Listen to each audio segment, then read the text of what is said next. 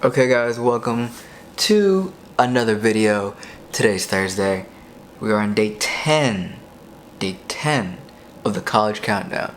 Now, excuse me, for today's video, thought we'd do a little mix up, a little tips and tricks, if you will, a little tutorial, if you will,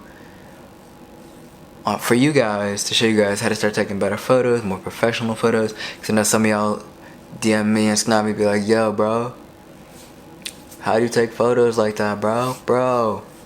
I mean, not, yeah. bro. Nah, but you guys will be like, can you take photos for me? Hey, how do you do this with a camera? This with a camera? So basically, I'm just gonna give you a few tips and tricks on how to step your game up. To start taking photos like these.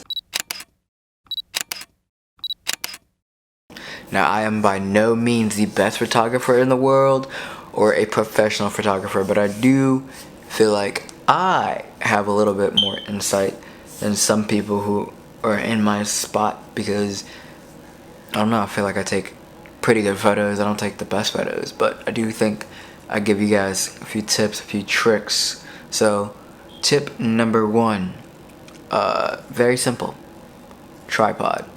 Tripods.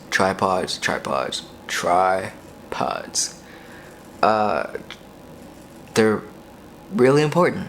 They keep your camera stable, allows you to open you up for a lot more photography options, like long exposures, really good portraits, really good stills. Just tripods. Time lapses if you're in a video, you know, tripods, trust me. I have 3 tripods in my arsenal. The one that my camera is on right now. I have a tripod that I bought from Best Buy, actually. Yeah. So, this is a tripod. This is my first tripod. It's very cheap, very inexpensive. It's $15. You know, it extends and all that. It's got like a moving head. It does what it needs to do. It's a tripod. It's supposed to hold your camera up. That's what tripods do. It does the job. Really cheap, really light, so travel with it. They're really inexpensive. Now, I also have a Joby GorillaPod. That's for the vlog setup. It's a little more run and gun, a little more expensive than that. The Joby I have was like $75. I'll say it was $75. It's good if you want to have a vlogging rig, and if you just want to wrap your camera around anything to take a photo. GorillaPod. Alright, tip number 2. Start shooting in manual. Manual is that M mode on the dial on your camera. Shooting in manual, I mean, it's kind of daunting at first, but it's really simple. Shooting in manual will allow you to control your ISO, your aperture, and your shutter speed. All those are very important, which leads us into the next part, step 3, lighting. Now, if you're shooting outside, shooting inside, with soft boxes, using natural light, whatever you guys are doing, it needs to be a well-lit photo. It doesn't need to be overlit where you have no shadows and like the camera's just taking a bunch of light and then your subject's blown out, or there's not enough light and you can't see your subject because it's too dark. But it's important to light your photos. If you have good lighting, adjust your ISO all the way down if you're outside, or if you have a lot of light, just like bring your ISO down. Shutter speed, it's the speed that the camera takes the photo.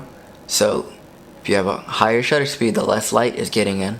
But if you have a lower shutter speed, the more light is getting in, which means if you have a fast shutter speed, you can catch somebody in motion, but if you have a slow one, you're gonna get that blurred line, that blurry like effect. I said ISO, I said shutter speed. Aperture. Aperture is how big your camera lens opens up to let more light in. So lighting is very important. It's controlled by 3 aspects on your camera. Alright, the next step, number 3,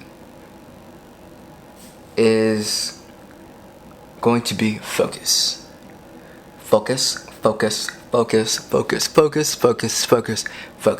Alright? autofocus is something I personally struggle with. I just didn't bother to check or read any, check the manual, watch any videos, read the instructions or anything.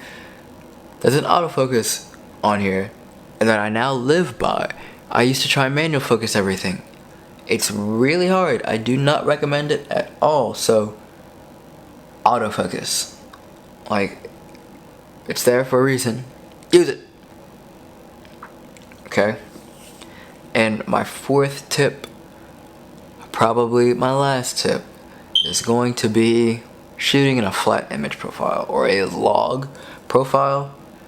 Log is very important because it makes a flat image, which is easier to manipulate and post on Photoshop, Lightroom, whatever editing software you guys use. It's basically letting the camera absorb as much information from the darkest points to the lightest points.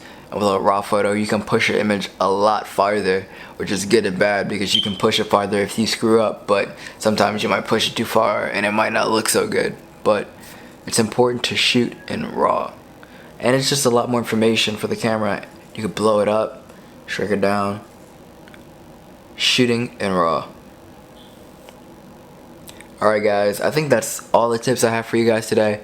If you liked the video, leave a like down below with a thumbs up. Comment down any questions you have about photography, videography. Comment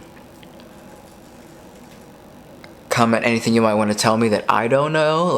I don't know everything about photography. You guys might be able to give me some insights that I don't know about. Subscribe, that way you guys can watch more of my beautiful face on this channel. This is my vlog channel. What's up? I'm Solomon. How you guys doing? Subscribe. Put on those post notifications. That way when you are subscribed, you get notified. You see a video, you be like, wait, Solomon uploaded another video? What? I gotta watch this. Just, oof. Oof. But guys, I hope you guys are digging the new setup. I'm changing things around just a little bit. I like the big chair, but I kind of like having my desk here and, my desk chair here. I'm digging this new setup. We're also having this new setup for a podcast. Shh. Catch you guys in the next one.